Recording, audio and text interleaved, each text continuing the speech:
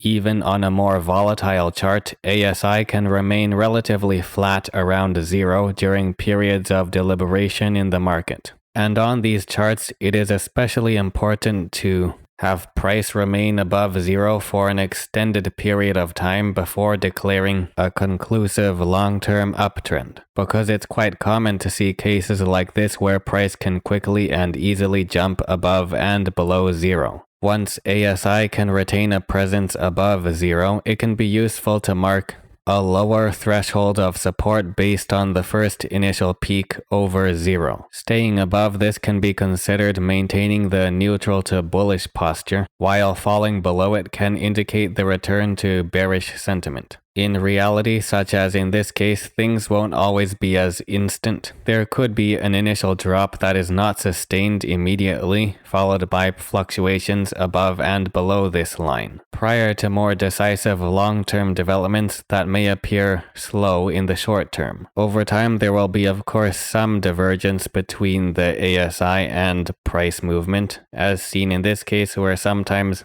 ASI and price don't contact these two marked lines at the exact same time anymore. With a large drop like this following a gap down, it's not unusual to see a protracted neutral period before a larger downtrend continues.